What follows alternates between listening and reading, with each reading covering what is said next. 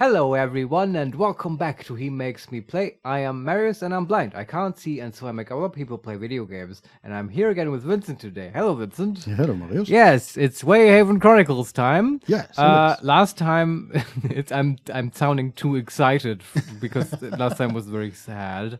Garrett Hayes died and we were at the crime scene and then informed his mother. That was basically all the episode. Well, and then we went to Verda and learned some new stuff about the murder. And that's where we are right now, if I'm not mistaken. And yeah, he sort of talked a little bit about the blood and sure, described to us that the body of Garrett Hayes was, as I would describe it, it was exsanguinated.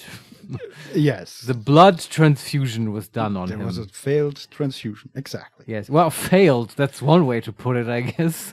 Exactly. That it was failed. The blood was taken out of his body, and that's how he died. Yes. In excruciating pain. And he was folded into weird places. All that stuff. No need to retell the whole episode. Let's get back in and apparently into what is right now a wall of text, Vincent. Yes. So take it away. I'm just going to relax for a moment.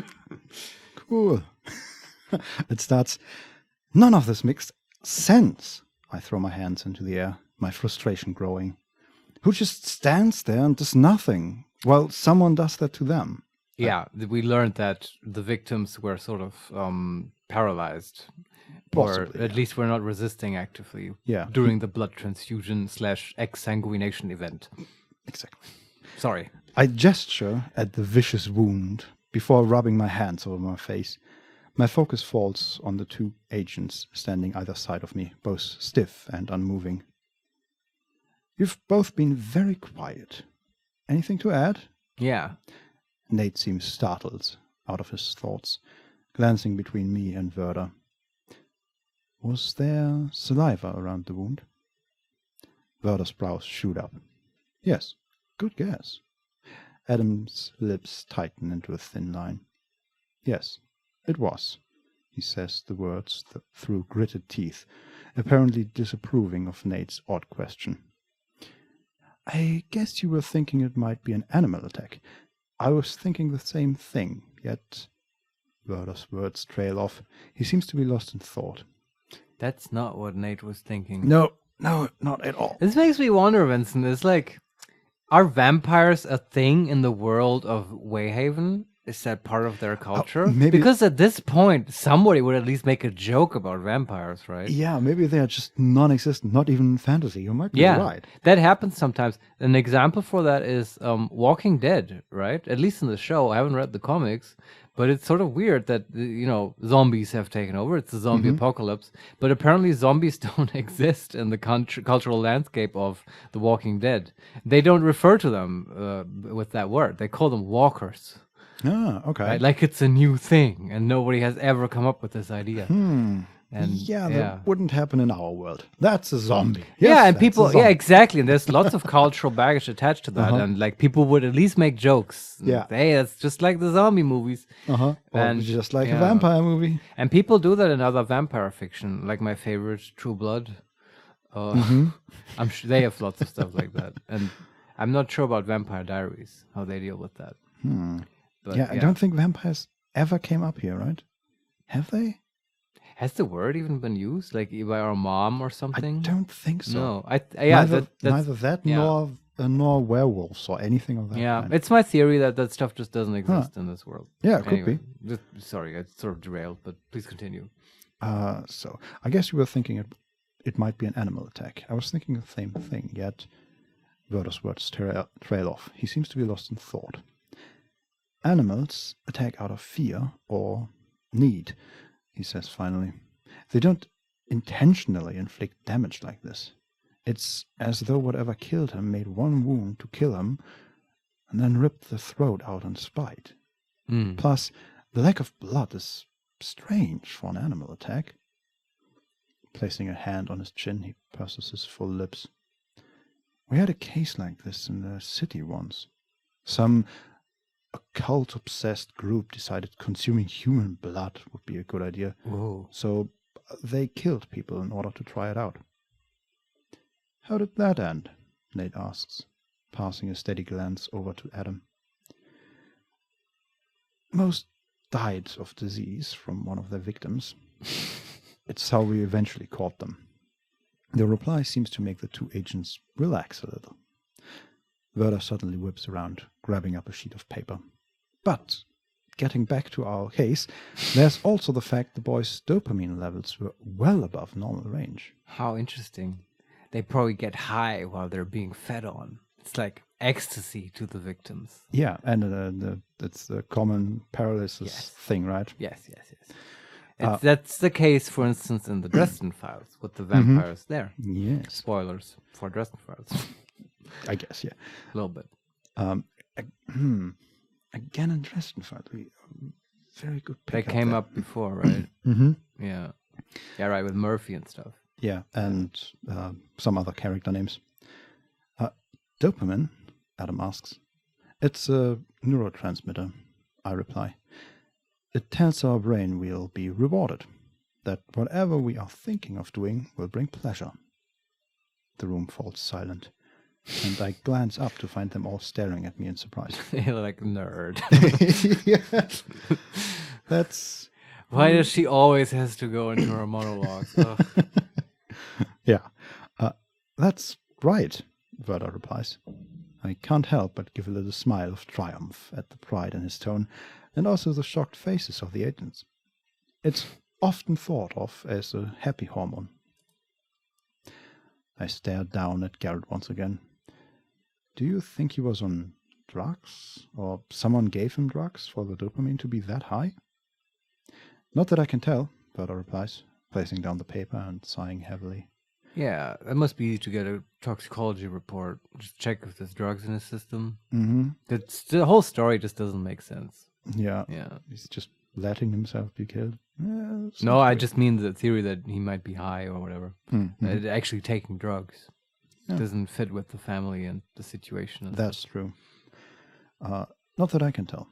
I won't be able to confirm or know much of anything else until I get the test results back. Okay. When will that be? Nate asks, his shoulders relaxing a little. I glance at him. A while. Werder stands from his place and moves back to his desk. The hospital doesn't exactly like the fact it has to help our department, so they can take a while. I also heard they recently got a new blood technician, so I imagine things will take even longer. Is the blood technician a plant from our mom? Yeah, possibly. I was thinking the same thing. The cold of the room is really beginning to seep through my clothes, and I wrap my arms about myself to stave off the chill. Yeah, maybe tighten your cool-looking vest a little, Kira. Yeah, or get closer to Werder. I doubt there's much else we can learn until Werder's done the autopsy, I say, to which the doctor gives a nod of confirmation. And we have a choice to make. That's right. There was no choice. Yes, I'm not just here to read. You made it, Vincent. You're on the other side of the wall. Yes. We can say, number 1, if you find anything else, call me straight away. Number 2, I can't really say it's been a pleasure with the dead body and all, so see you later. Number 3, we'll leave you to your patient, doctor. That's not a patient. No. Number 4. That humor is in ill taste right now. Sorry. A boy died today. Come on, Kira. Also, somehow implies that the doctor is terrible at his job because all his patients are dead. Yeah. The last option is thanks for your help, Werder. That's fine, I think. But number 1 was also okay. What was it? If you find anything else, call me straight away. Yeah, that one. Okay. I want that one. Okay. All right, I say, taking a step away. If you find anything, call me straight away. Yeah. He smiles at me. I always do, detective. Yeah, he has done that. And always at cool moments, too. Yeah. Good timing. Got a good timing sense, yes. But Vincent, so we've got this report from Werder and stuff, but I feel like we've learned really nothing. We're not really wiser. Am I wrong? Well, we had the theory that there was some glamour going on. Yeah, and we can't clear that up yet. Yeah, we still aren't able to clear that up, but it seems like that's what's happening. Well, all we can do is continue. Maybe the vampires will finally tell us something. No. After that, I head out of the room, once again followed by the two very quiet agents on either side of me. We head up the stairs to the warmer station above, and I can't help thinking how eerily it feels like passing from the underworld back into the land of the living. Oh, that's cool. I like that metaphor. Mm-hmm. Even though we are bringing the undead with us. Well, are they undead though? If they are vampires, but we don't know that. But like undead is such a difficult term. Like Twilight vampires, the sparkly ones, are they undead? Yes, all vampires What? are undead. No, okay, you're just saying that as a definition. But what does that mean, Vincent? I mean, have you seen the Twilight vampires? They're pale as all hell. But they're like sparkly and stuff. And they can create children, for instance, right? He impregnates her. Are they Bella. like proper human live children, or are they... I actually haven't watched the other movies, but I assume that she doesn't give birth to a monster. And like, so if you like, undeath implies certain things for me, right? Otherwise, it's just a meaningless term. And I would say, like, it goes along with several things, but among them is no body heat. And not breathing, not requiring air, and all the stuff that living beings normally need. True, yes. And certainly not being able to procreate. That's a deal breaker for undeath with me. Well, yes, but there is a way where... I mean, in natural ways, not like, oh, the lich learns how to split into two. Yeah, no. Silly stuff. But I can totally imagine a world where a vampire procreates with a human, and the result is a monstrous being. And I think I'd be fine with that definition of undeath. That's technically not procreation. Sure. Right? Because they're not producing viable offspring that can then again procreate. Sure. Right? That's part of the definition of a species, I think. And like, just as an example, like take True Blood vampires. Again, my favorite example. They're sort of undead, and I don't know anything about offspring with them, but for instance, they have no body heat, they can't eat, and the protagonist, who can read minds, also a common trope in vampire fiction, cannot read their minds. I may have brought that up before. But so they're like internally dead, sort of dead inside, right? And these guys, our vampires, they don't tick any of those boxes. So far, they just seem like blood-sucking, supernaturally strong people. I mean, we don't even know if they suck blood. I mean, that... Yeah, that's an assumption, I agree. Honestly, I'm making a lot of assumptions. Yes, we don't know a lot of things. Okay. But anyway, I'm glad we had this talk. Yeah. Also, I believe there's a name for the offspring of humans and vampires. That's like a vampire spawn, right? Yeah, the Dampire or something. Oh, yeah, there's that. Vampires are a thing, but I don't remember if they are like created through sexual intercourse. I don't know that. Or if it's like a magic thing, because there's also like vampire spawns and stuff, but then it gets complicated. But the vampire spawn, that's just... that's its own thing again, right? Yeah, that's people that's been bitten, right? Yeah, and like it's turned into thralls. Yeah, basically. And so that's sort of the whole glamour mind control. Oh no, this is too complicated. Yeah, we need help. I need a lexicon or something of vampire terms. Well, all I have is more of this story. Yes, please go on. The station is pretty empty, as usual. Only Douglas is here, sitting slouched. I forgot about Douglas. That's right. How could you forget about Douglas? Yeah, I don't know. Son of the mayor, Douglas. Yes. Yeah. Sitting slouched in his chair at the front desk, eating. The sweet smell of muffins permeates the entire building. Man, they're really painting him as a fucking loser. Like, slouched and eating, like a lazy, never do well. Oh, That's the vibe I'm getting from But Douglas. didn't we learn that he doesn't really care to be here? No, and he's lazy, he's unmotivated, he plays around with his phone and eats and slouches. That's Douglas in a nutshell. Yes. God, Douglas. Go on, let's vent our frustration on Douglas. I try to ignore the pangs of hunger that tighten my stomach, only now realizing I haven't eaten since this morning. The group of us wind our way between the few open cubicles and towards my office. where I can already see Farah and Morgan inside. I take one step into the room before my attention snaps to the corner of my desk. It's covered in silver duct tape, though I can see chunks of wood splintered away, jutting out from under the tape. Wait, did someone hit the table? Yeah, there was something, right? Adam hit the table. Right. While we were Nice. outside for a moment. That's a really nice, cool detail that they refer back to that in this way. I like that. Yeah, and we can say, what the hell happened to my desk? Or number 2, do I even want to ask? Or number 3, we shake our head and sit down. Or number 4, is that somebody's attempt at modern art? I like the first option. Yeah, me too. It's just being more and more fed up with whatever bullshit they are pulling. I stare at the damaged corner, then shift my gaze up to the group.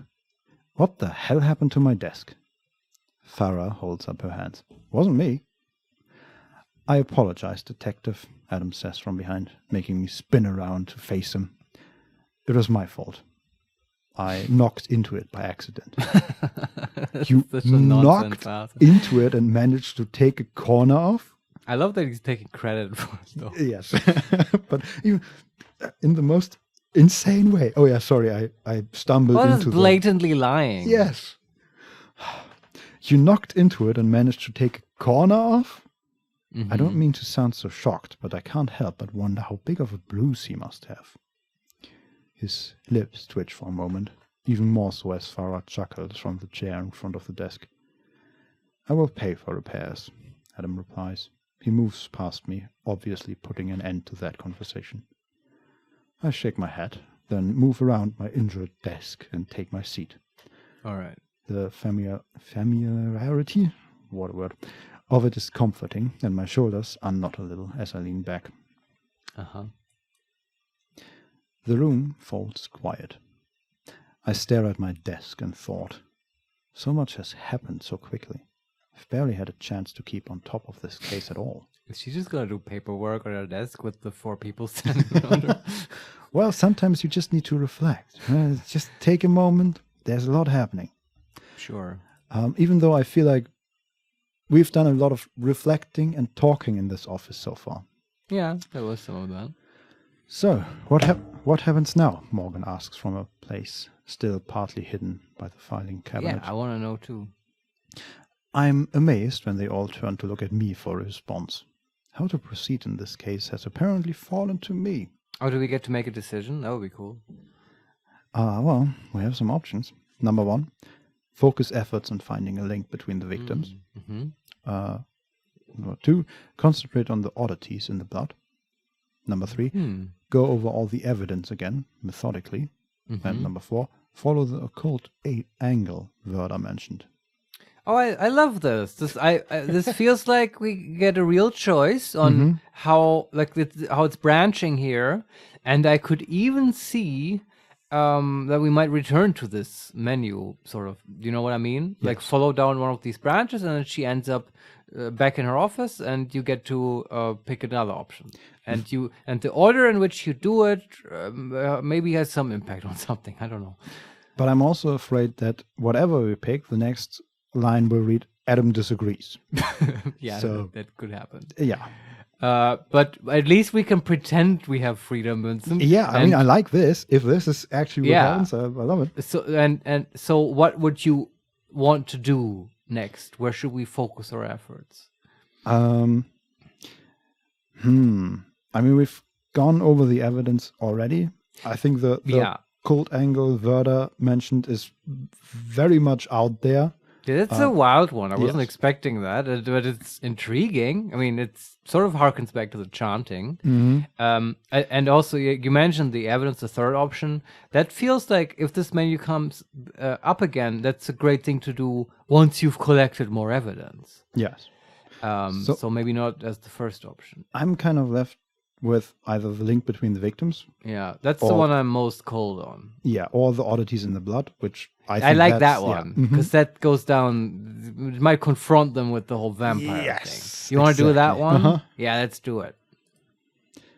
We need to concentrate on the blood. I say, leaning forwards. Yes, she says that so confidently, like it makes sense. But yeah, okay. It's just too big a piece of evidence to ignore. Okay. There's a heavy pause. The group glances at each other, all of them suddenly tense. We have little evidence so far about the blood, Adam says finally. But if that's what you want to pursue, then I suppose we have no choice. There's a heavy tone of sarcasm to his voice, but I try to ignore it, hoping we may finally get somewhere in this, on this case, if we're all on the same page. 2 days later. Oh, wow. Okay. Okay, that's a jump. Like lots of blood stuff happened in the meantime, I guess. Yes. And now let's look at how we finally get a donut. And then Verda calls us. Yeah. But hey, I like time skips like this. Huh? Yeah, no, it's cool. The blood, as odd as it is, seems to get us nowhere. Sorry. God damn it. All right. We picked the wrong option. Marius. Yeah, apparently.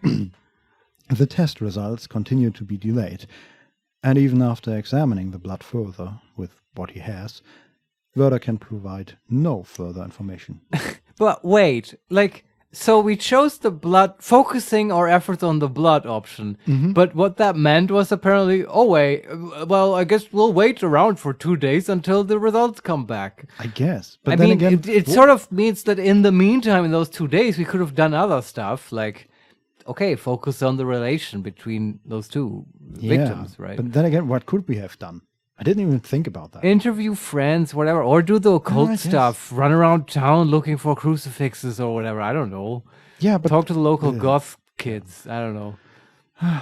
Well, it's just, okay. I guess I'm disappointed. I wanted more to come from the blood stuff.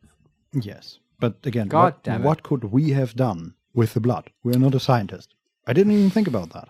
We're just a police officer. And I don't know. I guess I was hoping for something. Yeah, true. That Kira has some idea. Anyway, please continue. A couple of days of work produces little more than what we already know before. Tina has more luck than us, having interviewed the residents of the alley Garrett Hayes was killed in. Apparently, one of the residents has heard some odd noise. Chanting, almost. Aha! Remembering what Mrs. Hudders had said about hearing the same thing, I get Tina to continue that line of investigation. The rest of us continue focusing on the victims. Okay. The experience has been interesting. Getting to watch Unit Bravo work properly for the first time. The cohesiveness with which they work together is astounding, and I don't think I've ever seen better, not even back at the academy. At times, I look up and watch as Adam and Nate discuss a possible idea around the circular wooden table we just about managed to fit into my office to use as a communal work desk. Ah, okay, nice. That's kind of cool. Yeah. The two barely talk in full sentences, each seeming to know what the other is going to say without actually speaking it. Can they mind read? Maybe they are boyfriends. Yeah, or they just literally mind read each other. Oh, huh. I don't know. Interesting.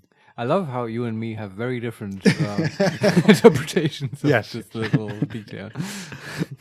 Farah tends to stick outside of the group, fetching things or suggesting outlandish ideas, which, in all fairness, the others do consider before dismissing. Even Morgan joins in, clarifying certain things about evidence or checking files for confirmation about ideas.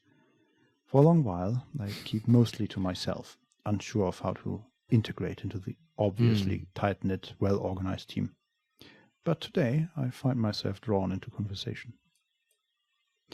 Flashing my gaze over my computer monitor, I let out a heavy sigh to see my email inbox still stark and empty. Nate's gaze moves onto me, apparently hearing my disappointment. Something wrong, detective? I should have sent you an email. Yeah, what was she expecting? I was hoping for the blood test results by now, I reply, leaning back and pushing away the file on my desk. I've reread it about 50 times already. They are still not here? Farah asks with a genuine frown of confusion. We should have gotten the agency to do it. How quickly do you normally get results back? I asked, pursing my lips. Within the hour, for most of them, Adam replies nonchalantly, not looking up from the papers on the desk. I almost fall out of my chair. An hour? I barely get replies from Tina within an hour, and she's only in the next room. Well, time works differently in Wayhaven. Yes. Also, I'm more and more in belief of your theory that the new technician is a plant. Yeah, maybe. Maybe that's the trips that Farah has been doing, going and checking on the hospital. Also, if it takes so long, why don't you just drive there, Kira? Come on, get out of your office. Do you think it's maybe not a plant from them, but from someone else? Maybe to hinder our investigation? I think it's a plan. If it's a plan at all, it's a plan from our mom and the agency to hinder us, but only insofar as to keep us out of danger and keep us from discovering the truth about the blood. It's more likely, but I don't know. You think it's a plan from the killer? Maybe there's more to it than just one killer. Maybe the killer is the new technician. That would be. Yeah, that's also a possibility. That's a possible scenario. Because he was sort of a sciencey dude, right? Doctor. He replaced a person, right? Right. Yes. And did he replace a lab technician? I don't know. That would be a strong indicator that he's the new blood guy. Maybe that's the case. Who knows? Well, we can say, how much funding do you guys have? Number 2, your bosses must have made a deal with the devil for that fast a process. And they are Tell not me the about only it, one. Kira. Yes. Number 3, then we really should have used your resources for this case. Number 4, well, I have to make do with what I have. And number 5, that's really impressive. I wonder what the point is of this. I just want to say, well, I have to do with what I have. Like, I don't know. I mean, do we have access to the resources of the agency? I mean, we have access to their team. Yeah. So I guess in some way. Then why aren't we using that? I don't know. Okay, well, maybe we'll find out. Say what there was an option to this then effect, we really right? should have used your resources for this do case. that one. Okay. I shake off the surprise, leaning forward on my desk. Then we really should be using your resources on this case. We might catch this guy faster. Adam shakes his head. Of course. We don't have full jurisdiction over this case. Not yet, anyway. The evidence should be processed here. He then just continues to rustle through the papers on the desk. Okay. This is just a mom thing. They don't have full jurisdiction? Yeah, but we have full What the hell are you saying, man? No, I mean, it's what I was expecting, right? That they can't include the whole agency in this. But he's bullshitting us. The real reason is that mom went rogue. Like, she's probably not... This isn't covered by the whole agency, this whole give the vampires to Kira thing. Yeah, possibly. The thought of pushing the conversation enters my mind, but the set frown on his face makes me think better of it. It is strange adjusting to how small town procedures work. The agency is focused on what agents need, so it's unusual for us to have to wait for evidence or test results. But I'm sure your hospital is doing the best they can. Nate smiles, the encouraging words genuine. I'm at a point where I find his charming positivity actually completely aggravating in this situation. Dude, yes. That's nice that they're doing the best they can, Nate, but we're not... There's people dying here. Yeah, it reminds me a little of the Sunday Friend. Yeah, from Disco Elysium. Yes. Yeah, I know what you mean. I glance away, wondering if now is the best time to tell them that the hospital is about as hospitable as a stubborn rhino. That's an odd image. Yes. Also, hospital and hospitable in the same sentence. This is just... Yeah, I know, it's challenging. Yeah. So you forget that the idea of a hospital comes from this. It's somehow connected to the idea of hospitality. Yes. Letting someone come into your home in order to Cut replace them open, their kidney, I guess. It was once the mayor's committee renovation project. but it was left behind when his focus switched to the police station after Douglas joined. God Whoa, Douglas. what? So he was basically building a hospital, and then he just lost the interest and like let it go derelict because his nephew or whatever, his son, he had to put him in. Maybe he had plans for Douglas to become a doctor, and Douglas was in med school and he was already fixing up the hospital, and then Douglas, the useless, lazy guy he is, he dropped out of med school, and then he was, oh god damn it, Douglas, I was fixing up the hospital for you, but now we're gonna make you a police officer. Yeah, at least something. Yeah, Come and then on, he Douglas. focused his attention on the police department. Yeah, I like it's all about Douglas. Yes. So far, Douglas was just an annoyance, and suddenly Douglas might be a proper antagonist. He's the key to this whole case. And all of Wayhaven is this weird Muppet show that the mayor has erected to put his useless son into some kind of setup. Okay. I feel like our Not a fan of Douglas here, I have to say. I feel like our entire detective board with all the red strings and stuff just shifted entirely, and suddenly Douglas is in the middle. Oh, Love right. it. We have like a cool flow chart yes. on the wall, and Yeah, it's who's the like killer? suddenly Adam rearranges it, and all the arrows point to Douglas. That would be hilarious, actually, if Douglas is the killer or something. No, do you know what might happen? Like, What? if we had taken the investigate occultism route, it would turn out that Douglas has like a secret identity, and he like goes to like goth nightclubs and stuff, and we need to like have his expertise on this. That actually might be the case, because I hope so. that's often a trope with characters like this, where he has this overbearing, powerful father who wants him to live a certain life, but he's like sort of pushed into it, but in his real heart, he's like an rebel. artist or Yeah, whatever, and he's living his gothy life, lots of drugs, Now probably a little bit of gay stuff, you know. Now I imagine him with like eyeliner and all that stuff, but Yeah, still yeah. police uniform, of course. Yeah, but no, it's like during the day.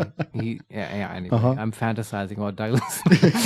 Stop it. But it No it romance would be with an Douglas. interesting plot, his emancipation from his overbearing narcissistic father. Yes. Yeah. Which, have we met the mayor? I don't think so, right? No, but I'm hoping we will. Yes, now I do too. Yeah. The mayor's attention, or more importantly funds, started piling onto the station instead. An insult to the hospital the hospital never lets us forget. Small town politics at its finest. Well, that's kind of cool. So there's some kind of animosity. That makes sense. Yeah. Thankfully, I don't have to decide whether to tell them, as Nate calls to me again. Detective? I glance up, a brow arched. Yeah? Mind if we get your opinion on something? He asks, Adam shifting uneasily beside him. It seems we're at an impasse, neither of us agreeing with the other. He gives a light chuckle, the first cheerful sound in the office for the past couple of days. All right. And we can say, of course, I'd be happy to help. Or number 2, I'll take any chance to give my opinion. Or number 3, it's about time you ask. Or number 4, just give a nod. Yeah, and last one. This not. Pushing myself out of my chair, I give a nod in response. Nate's lips curl into a smile. This better not be about how to fix the coffee maker. Like, I want some progress on this case now. Either that, or they as well have like this whole map figured out, and Douglas is in the middle. Yeah. So we've been thinking about this Douglas character. Yeah. Nate's lips curl into a smile. Thank you. I barely make the 2 steps to the table before a knock raps at the door. We all glance at it. Tina peers around the doorframe, throwing a polite smile at the group. Kira, she says, her voice a little tense. The mayor's on the phone for you. Oh, shit. Yes! There we go. Oh, no, Vincent, but the game is like arbitrarily forcing us now to choose between the mayor or this conflict between Nate and Adam. That's what's going to happen, right? Possibly. Go on. This is very exciting now. Not exactly something I'd been hoping to hear. I take a deep breath and give a nod. Sorry, go on without me, I say to the group before following Tina out. Oh, we have no choice. And towards the front desk. So what was the point of this whole Kira? We need your opinion. I guess to set up something. Also, I don't know why they can't just wait for like 5 minutes. Yeah. Sorry, go on without I mean, me. In a normal conversation that might come up again later, but because it's a game and stuff, I'm expecting it not to come up. And it does make me think that maybe if we had picked a more affirmative conversation option, like, of course, I'd be happy to help. Maybe that would have come up. You know, we could have actually, We'll see on our second playthrough, Vincent. Yeah. I guess now we do the mayor. Mm-hmm. The afternoon sun blares unobstructed through the glass windows that make up the walls of the station. I blink against the intense light. Are all the walls completely out of glass? We've had this come up before, that inside, it's right? It's like this whole modern setup. We had a whole thing about that. Yeah. But are the outside walls all glass? I think the way I imagine it is just one of the walls is made out of glass. Sure. And in my mind, it's lots of walls inside. Yeah. I don't know. Yeah, okay. Whatever. I blink against the intense light. Afternoon? I didn't even realize.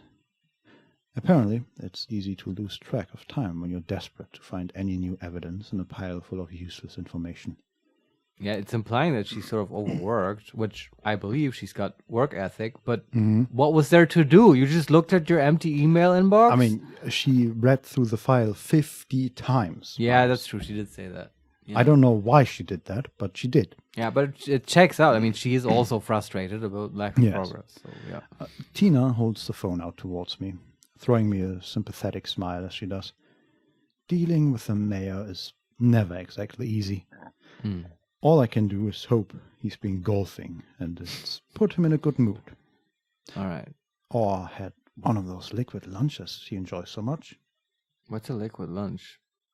Beer does that or mean something? Drink? Yeah, okay. Yeah. No, of course. Yeah, I keep jumping to the wrong thing. It does not mean eating Soylent Green.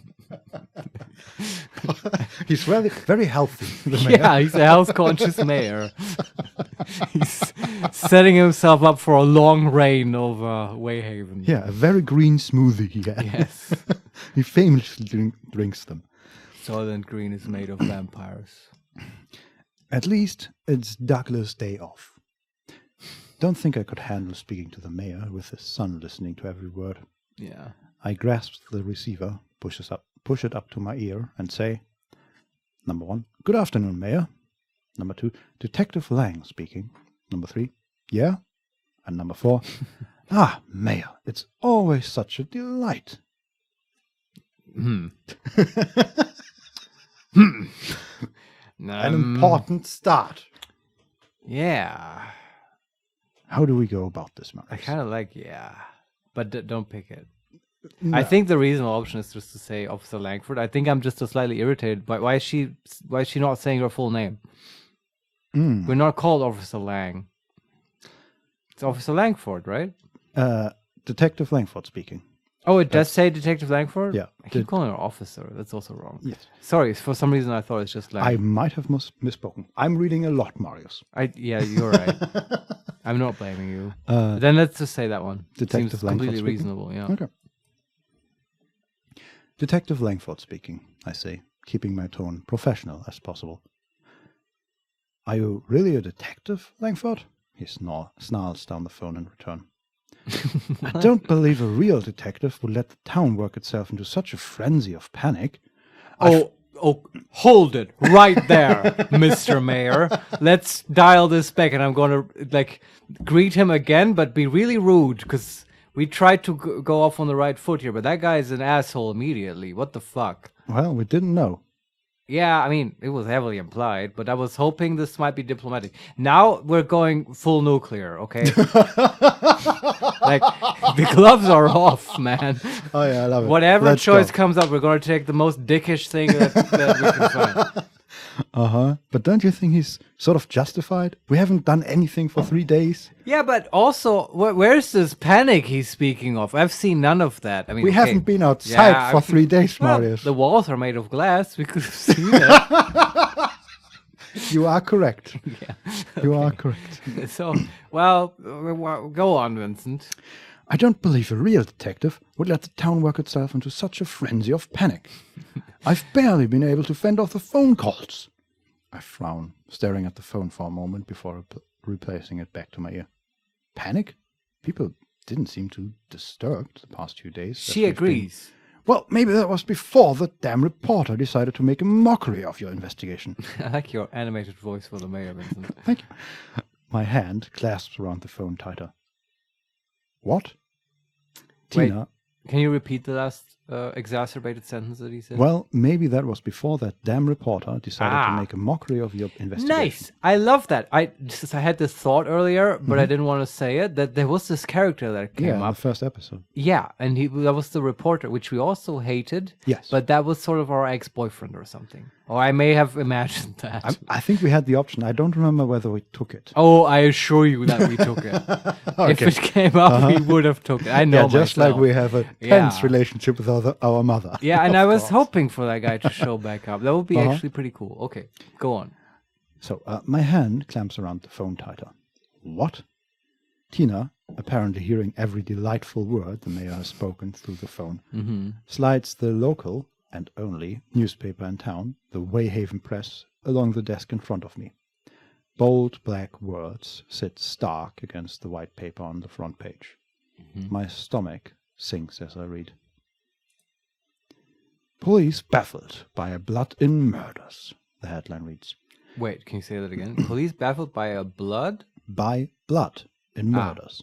Right? Because we look at but that's an investigation detail. How does he even know that? We didn't tell him that. We should probably shoot him. We've got a mole, Vincent. Yes. Should shoot a lot of people. Is it Douglas? He's not here today. Does he even know about the blood thing? Probably not. Who knows about the blood thing? Tina. Oh my God, is it Tina? Verda. Yeah, sure, but Verda is not the mole. I the don't people think. in the hospital. Yeah, which hate us, the new lab technician. Yes. Although, like, they would have to do a little bit of inference. They check the blood. They don't necessarily know the connection to the case and stuff. Yeah, and you would also hope that the character is one we already know. Yeah. And also, the vampires know, right? True. And if any, it may have been that Farah has just sort of, she just let it slip. Either that, or they are using it to intentionally draw us away from investigating the blood. Good call, yeah. Man, Kira's having a tough time. This is not going well. It's her first case, too. And such a rough one. Damn it. Yeah, anyway. So, police baffled by blood and murders, the headline reads. Can they protect us if they don't know what's happening? Killer remains at large while they fumble. Read more inside, the byline says. That's so dramatic. Nice. Written by Robert Marks. That was his name, right? Yes. Okay. And we can say, number 1, crap. Or number 2, I'm going to kill him. Number 3. Remember what I said about nuclear? Yes. Yeah. Number 3, this is Bobby's doing, not mine. Oh, Bobby is probably Robert. That's short for Robert. Yeah. It's a diminutive of Robert. Number 4, people actually read this stuff? I mean, yeah, it's the only newspaper in town, Kira. Well, I don't read newspapers. I just go on Reddit. Well, yeah, but you... Come on, Marius, you're a special case. Yeah. We don't even know if this Next time I come here, I'll bring you a newspaper and I'll read it to you. Sure. Put it in the kitty litter box. Option number 5. Hey, look, there's more inside. And number 6. What does she mean? Like in the newspaper? Yeah, killer remains at large while they fumble. Read more inside. Okay, it's a joke. I see. And the last option. He's a reporter. What did you expect? Oh, I like that one. That's really like... Is that the nuclear option? No, it's just the cool stoic one. Yeah. We have to say we're going to kill him. Yeah. We shot one. But say it in a really matter-of-fact way. Not angry. Just, this is just, it's not even a threat.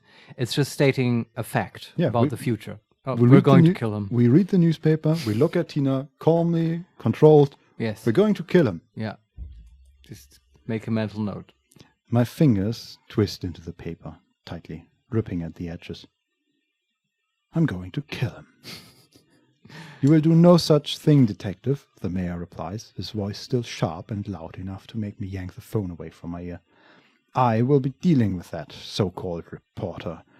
You will be out patrolling tonight and showing the town you're on top of this.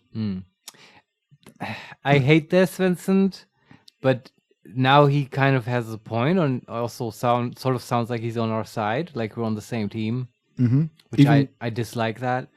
I dislike the fact that he thinks he has any authority over us, which he doesn't, I believe. Well, maybe, I don't know what the relationship is between mayor and local police force. I mean, no direct authority. He might sure, be but friends with he put us in our position, right? And he presumably he could also demote us and elect another detective. I don't think so. I think that's the job of the police chief, To whom we haven't met, I think. True. But I do vaguely remember that at least he swore us in or whatever. He was somehow involved in our reaching our position. Yeah, well. Yeah. But I was sort of hoping for him to be completely useless and antagonistic. It's actually more interesting this way, but man, I just want someone to hate. I guess I have to go back to Douglas. Yes. Always a good choice. Yeah, okay. Balancing the phone beneath my chin, I chuck the paper into the bin. I don't think me patrolling is going to help this investigation along. Well, too bad, detective, he snorts like a bull about to charge. Agent Langford said you were up for this case. And if you're not, I will be passing it on to her more capable hands. So he give it to our mom. Man, mom? This is so patronizing. Ugh. I can't work like this, Marius. This is just, it's too much pressure. I know. I hope we get a good option to rub it in his face. Well, the first option is I can barely reply. Understood. Through my clenched teeth. No. Just no. Number 2. As you command, my lord. I don't hold back the sarcasm. No, it's not strong either. And number 3. Of course, Mayor. Oh, the game's gonna make us do it, right? He's right. The town should know I'm trying to help in this. So, understood through clenched teeth. That's it? As just you 3? Yeah, as and you we command, have my to lord, do it. And of course, Mayor. Okay.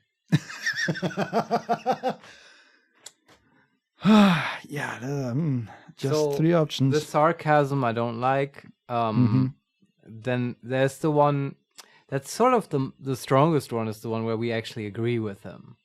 I hate to say. Do you know what I mean? Because it's the least. Kira has the least internal conflict with that one. Yeah. Also, as you said, he kind of has a point. Yeah, if we believe that the town is in panic, which may be the case, then it's not completely wrong. Yeah, it's just. So I think we'd have to do that, and we'll wait for another opportunity to. If we can shoot him, we shoot. Yeah, definitely. All right. Of course, Mayor. He's right. The town should know I'm trying to help on this. I give a nod. Of course, Mayor. He's right about one thing. I should get out there to let the town know I'm doing my best to protect them. Yeah, and who knows, you might see something. Yeah. Thank you, detective, he replies, calmed somewhat from a moment before. I expect a copy of your report tomorrow afternoon. We put down the phone at the same time, the conversation ending with civility, at least. At least we've been very professional. That is true. Except for the whole murder threat part. Well, we weren't honest about it. Yeah, we would never figure of kill speech. someone.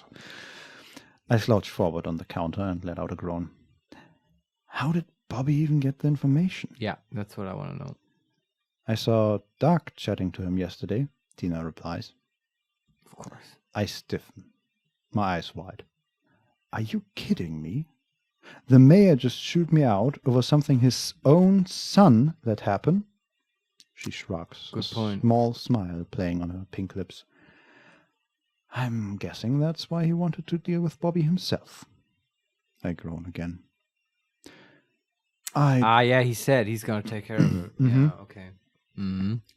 I'd offer to patrol with you tonight, like old times, Tina says, shifting back onto the tall stool behind the front desk with little issue. Like old times, Vincent. But I'm stuck on desk duty all night. What a pity. It's all right, I reply, forcing myself up. I think I probably have enough backup. We both turn to stare into my office. Yeah, they already know what's up. Of course one of the fucking vampires is gonna come with you. We both turn to stare into my office, where Unit Bravo are still deep in investigation. Yeah, remember they had this whole argument between Nate And Adam. and Adam about probably the circumference of the new round table or whatever. Yes, possibly. Yeah. If I've got to forego sleep to go on patrol, then they certainly aren't getting out of it. Okay. Tina grins. Now you're just trying to make me jealous. I shake my head and step away. She places a hand on mine to make me pause. You'll find the killer. Don't worry. Everyone on the station has complete faith in you. Man, Tina is a real trooper, man. She's the only silver on the horizon here. Yeah, she's great. Always sticking with us. Everyone should have a Tina. Yes. We can reply, thank you. I needed to hear that right now. Or number 2, stop that. You'll make me blush. Number 3, faith isn't exactly what I need to find this guy. Number 4. Oh, don't be a dick. Just nod in reply. That's the dick option. Just keep nodding. Yeah. No, number 1. Also number 5. I just hope your face isn't misplaced. Number 1. Thanks. I needed that. Be a little bit vulnerable with Tina. You can. But what if she makes us blush, Marius? No, it's not. No. That's not that kind of option. Okay. Thank you. I need to hear that right now. I smile at the genuine, open expression she offers with her words. Thanks, Tina. I reply, patting her arm. I really needed to hear that. It's the truth. She turns back to the front desk. Now, go have your fun, wandering around town with 4 hot agents. In the dark. I roll my eyes, though I keep my smile as I move back towards my office. As I step inside my office, the entire team shifts their focus on me, and I hesitate under the sudden attention. What did the mayor want? Adam asks. To let me know that I'll be going on patrol tonight, I reply, slumping into my chair. The strain of the day presses on my shoulders, an ache settling into my back, but I force myself forwards. Patrol? Farah asks, leaning forwards and resting her hands on my desk. Like walking? Round town? I arch a brow. That's usually what a patrol involves, yes. Oh, I would have thought she'd drive. I would have thought so too, because they're called patrol cars. Yeah. But sure. And usually, but I guess this isn't in the US, right? It's in the UK. It's going to say in the US everything is so far apart, you need a car. Yeah. I think we had the UK-US discussion before. Yeah, it keeps coming up, I know. Adam steps forward to stand imposingly in front of my desk, Farah shrinking away. You can't, he begins. We'll join you, detective, Nate interrupts quickly, laying a hand on Adam's shoulder. 5 sets of eyes are going to be better than 1. Adam rolls his lips together before spinning away and moving to stare out of the window. Brooding. Yes. We can say, number 1, thank you. I appreciate the help. Number 2, well, at least it means I won't be the only one sleep-deprived tomorrow. Number 3, I'm sure my eyes would be enough. Or number 4, give a nod. Yeah, just nod. Mm-hmm. This feels like a non-choice. The game will 100% make us have a vampire with us. Yes, absolutely. Yeah. Even though, the last choice we made, we actually went to the mother alone, right? Yeah, but clearly Farah was casing us. That's true. Yeah. But it changed the scene, I would imagine. Okay, I take it back. There might be a slight change to it, but in this case, I kind of want them to be there. Sure. So which just one? nod. Which one do we take? Just nod. Okay. Give a nod. I give a silent nod of response, thankful this was easier than I expected. A lot of good a patrol's gonna do, Morgan scoffs from her corner, the words framed by curls of cigarette smoke. She's always smoking. Oh, I don't know, Farah says to Morgan, slouching back into the chair. It's been a while since I've been on a hunt. Morgan pulls the cigarette out between tight lips. But who will be hunting who? And with that, not at all terrifying question hanging around us, we all decide to meet up later that evening in the center of town for the patrol. Nice. Boys are back in town. This does feel kind of like, I mean, we might, do a little bit of patrolling and then go do a bar crawl, See what kind of nightlife Wayhaven has to see offer. If we can find Douglas. Sure. I don't know. That would kind of be fun. Mm-hmm. Later that day. Yes. The hours whittle away slowly. The sun casts its final rays over the rooftops before sinking down over the horizon to be replaced with cold darkness. When my phone alarm buzzes at 8, I jolt myself away from dozing. Not a great start for the evening ahead. I let out a breath of relief. At least I don't have to wait any longer. I'd spent most of the afternoon reading over things I already knew and writing down clues I've written 100 times already, just waiting for the evening to arrive. Standing, I glance about my office, heavily shadowed by the evening's gloom. It's strange for it to be so empty, so quiet. Guess I've kind of gotten used to having Unit Bravo around. Shaking the thought away, I gather up my keys, gun, and badge, then head out the office. The shrill ring of my cell phone against the quiet makes me jump. I lift the phone from my pocket, Bobby's name emblazoned on the screen. Oh, wow, okay. The mayor did warn me of dealing with him, but I'm going to take his call. I decide to reject the call, or I let it ring. Take the call. Of course. Definitely. Bobby's the one contacting me, so technically it's not my fault. Yeah. I purse my lips at the thought of how well that excuse would go over with the mayor, but I click the answer button anyway. Hello there, Angel, he says, the moment the call connects. I shudder at the old pet name he used to call me, memories of long evening in college dredged up from the back of my mind for a moment. What do you want, Bobby? I just had the most interesting conversation with the mayor. The tense sound of his voice makes me half smile, wondering just how much interesting translates into threatening. Seems he didn't appreciate my story, especially considering the source of the information. And we can say, number 1, nobody appreciates your story. Number 2. I like that. Just be cold. Number 2, the story was a bit tabloid, wasn't it? Number 3, how strange that the mayor wouldn't like you milking his son for information. Number 4, I thought the story was attention-grabbing. Number 5, wait for him to continue. And number 6, you better leave Douglas alone. I like nobody appreciates it, or wait for him to continue. Yeah, Do you have a preference? These two are the best ones, in my opinion. But, Let's just wait for him to continue. Okay. He might give more information. And the less we say, the better. Yeah, and what's even the point of his calling? Right? I don't know. Yeah. I lean against the door frame of my office, waiting for him to continue. If there's one thing that's certain about Bobby, it's that he'll never miss a chance to listen to his own voice. That's weird for a reporter.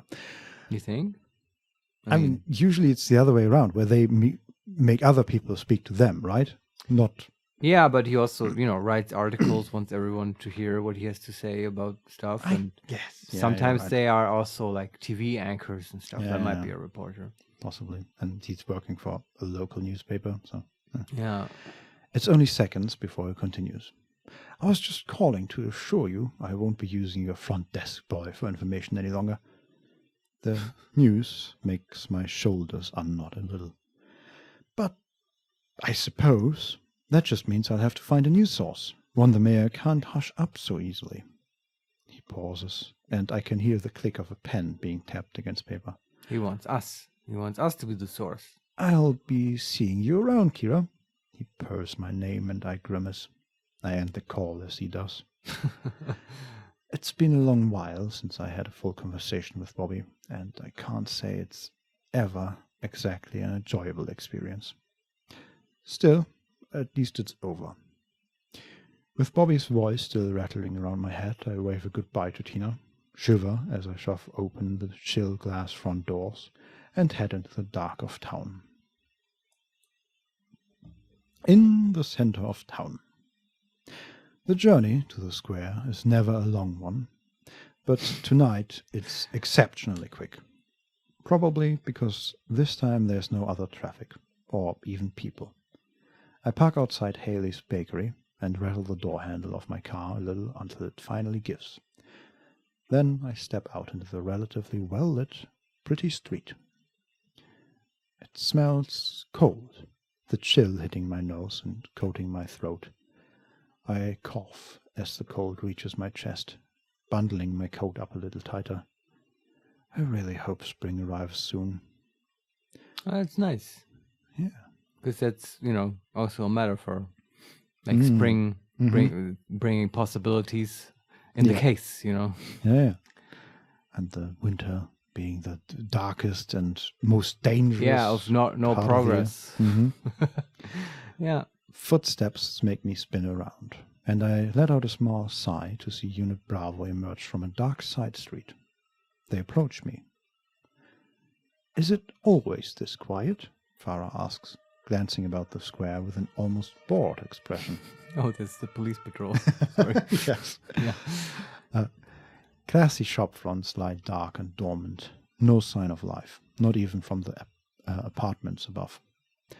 It's a quiet town, I reply, stepping towards them. Though its being this quiet is pretty unusual. It's the panic. The murders probably frightened them enough to keep them indoors, Nate says. Not exactly a confidence-boosting statement, seeing as we are the only ones out here. And we can say, let's just get this over with. Number 2, shall we start the patrol? Number 3, I doubt anything will happen tonight, but be careful. Yeah. Number 4, sorry, you guys have to freeze out here with me. And number 5, we'll patrol for a few hours and then head home. All right. I feel like all of these statements are vaguely premonitory of bad things. I doubt anything will happen tonight. Yeah, let's just get this over with. It'll be quick. I think Vincent will find out next time what's going to happen on this patrol and who we might meet and stuff. Good. I want to know. Thanks for reading to me so wonderfully, Vincent. My pleasure. I especially enjoyed your mayor interpretation today. Thank you, dear viewer, for watching. You can subscribe to the channel. You can like the video and leave some comments if you like. We always enjoy those. And you can follow us on Twitter @makes_play. We'll see you next time. Bye. Bye-bye.